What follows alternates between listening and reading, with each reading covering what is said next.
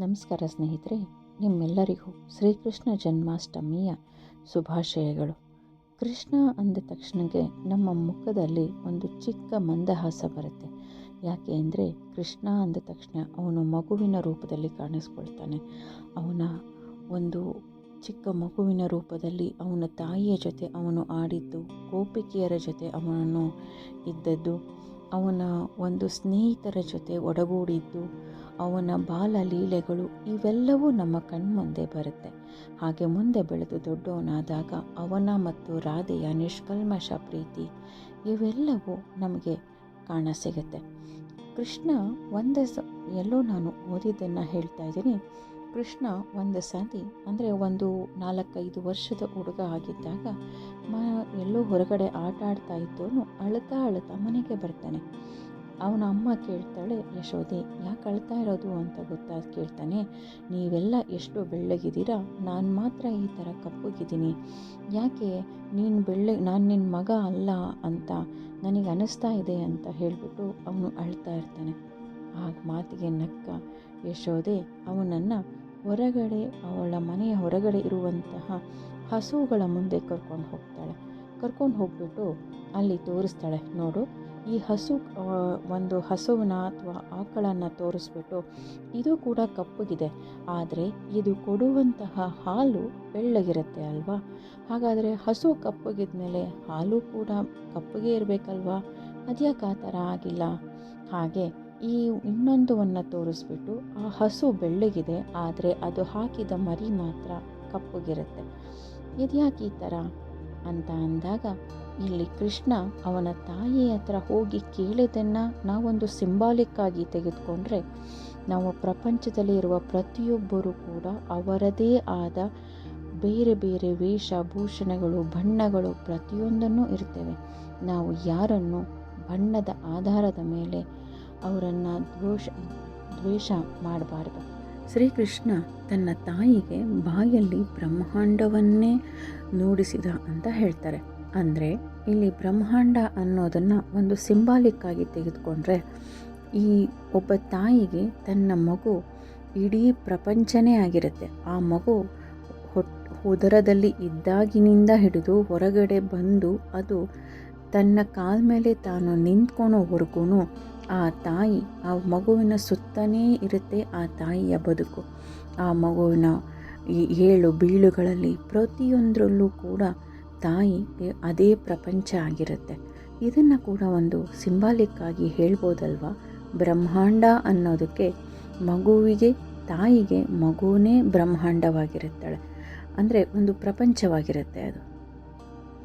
ಹಾಗೆ ಇನ್ನೂ ಒಂದು ಇನ್ಸ್ಟೆನ್ಸ್ ಇಲ್ಲಿ ಏನು ಬರುತ್ತೆ ಅಂದರೆ, ಕೃಷ್ಣನನ್ನು ಬೆಣ್ಣೆ ಕಳ್ಳ ಅಂತ ಕರೀತಾರೆ. ಬೆಣ್ಣೆ ಅನ್ನೋದು ಇಲ್ಲಿ ಒಂದು ಸಿಂಬಾಲಿಕ್ ಆಗಿ ತೆಗೆದುಕೊಳ್ಬೋದು. ಬೆಣ್ಣೆ ಅನ್ನೋದು ನಮ್ಮ ಮನಸ್ಸಿನಲ್ಲಿ ಅಡಗಿರುವಂತಹ ನಕಾರಾತ್ಮಕ ಯೋಚನೆಗಳು, ಅದರ ಪಾಪ ಪ್ರಜ್ಞೆಗಳು, ನಮ್ಮ ಒಂದು ಯಾವುದೋ ರೀತಿಯಾದ ಚಿಂತೆಗಳು, ದೋಷಗಳು ಇವೆಲ್ಲವನ್ನು ಬೆಣ್ಣೆ ಅಂತ ನಾವು ಕನ್ಸಿಡರ್ ಮಾಡಿಕೊಂಡ್ರೆ, ಕೃಷ್ಣ ಆ ಪಾಪ ಪ್ರಜ್ಞೆ, ಯೋಚನೆಗಳು ಮತ್ತು ನಕಾರಾತ್ಮಕ ಭಾವನೆಗಳು ಇವೆಲ್ಲವನ್ನೂ ಕದೀತಾನೆ. ಬೆಣ್ಣೆ ರೂಪದಲ್ಲಿ ಇರುವಂತಹ ಇವೆಲ್ಲವನ್ನೂ ಆ ಕೃಷ್ಣ ನಮ್ಮಿಂದ ದೂರ ಮಾಡಿ, ಅಲ್ಲಿ ಒಳ್ಳೆಯ ಆಲೋಚನೆಗಳನ್ನು, ಒಳ್ಳೆ ರೀತಿಯಾದಂತಹ ನಡತೆಗಳನ್ನು ನಮ್ಮೆಲ್ಲರಲ್ಲೂ ಒಂದು ಈ ಥರ ಸಿಂಬಾಲಿಕ್ ಆಗಿ ಅವನು ನಮಗೆ ಹೇಳ್ತಾ ಇರ್ಬೋದಲ್ವ, ನೀವು ಇದನ್ನು ಅಳವಡಿಸ್ಕೊಳ್ಳಿ ನಿಮ್ಮ ಜೀವನದಲ್ಲಿ ಒಳ್ಳೆ ರೀತಿಯಿಂದ ಅಂತ ಹೇಳಿಬಿಟ್ಟು. ಯಾಕೆ ಅಂತ ಹೇಳಿದರೆ, ಬೆಣ್ಣೆ ಅನ್ನೋದು ಜಸ್ಟು ಒಂದು ಕಣ್ಣಿಗೆ ಕಾಣಿಸೋದಷ್ಟೇ.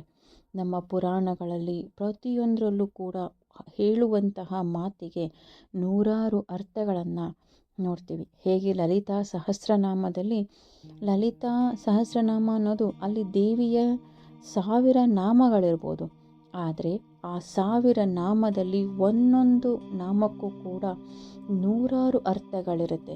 ಹಾಗೆ ಶ್ರೀಕೃಷ್ಣ ಕೂಡ ಬೆಣ್ಣೆಯನ್ನು ಕದ್ದ ಅನ್ನೋದಕ್ಕೆ ಈ ಒಂದು ಅರ್ಥನೂ ಇರಬಹುದಲ್ವಾ? ಇದು ನನ್ನ ಆಲೋಚನೆ.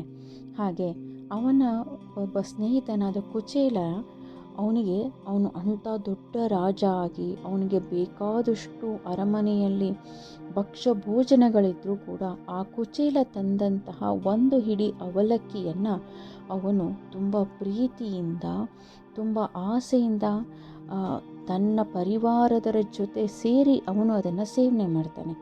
ಯಾಕೆ ಅಂದರೆ ಇಲ್ಲಿ ಒಂದು ಸಿಂಬಾಲಿಕ್ ಆಗಿ ಹೇಳ್ತಾನೆ ಪರಮಾತ್ಮ, ನಾನು ಭಕ್ಷ್ಯ ಭೋಜನಗಳಿಗಿಂತ ನಿಮ್ಮ ಅವಲಕ್ಕಿಯ ಅನ್ನುವಂತಹ ಒಂದು ರೂಪದಲ್ಲಿರುವಂತಹ ನಿಮ್ಮ ಭಕ್ತಿಯ ಭಾವನೆಗೆ ನಾನು ಬೇಗ ಒಲಿತೀನಿ ಅಂತ ಹೇಳಿಬಿಟ್ಟು, ನಿಮ್ಮ ಭಾವನೆಗಳು ಮುಖ್ಯನೇ ಹೊರತು ಭಕ್ಷ್ಯ ಭೋಜನಗಳು ಅಲ್ಲ ಅನ್ನೋದು ಇಲ್ಲಿ ಕೃಷ್ಣನ ಆಲೋಚನೆ ಆಗಿರಬಹುದು ಅನ್ನೋದು ಇದು ನನ್ನ ಥಿಂಕಿಂಗ್.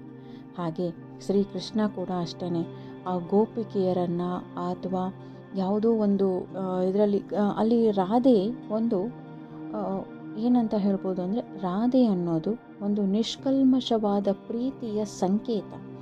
ರಾಧೆಯನ್ನ ರೂಪದಲ್ಲಿ ಅವನು ಹೇಳ್ತಾನೆ, ನಾನು ಒಲಿಯುವುದು ಈ ಥರವಾದಂತಹ ನಿಷ್ಕಲ್ಮಶವಾದ ಪ್ರೀತಿಗೆ ನಾನು ಒಲಿತೀನಿ ಅಂತ ಹೇಳ್ಬಿಟ್ಟು.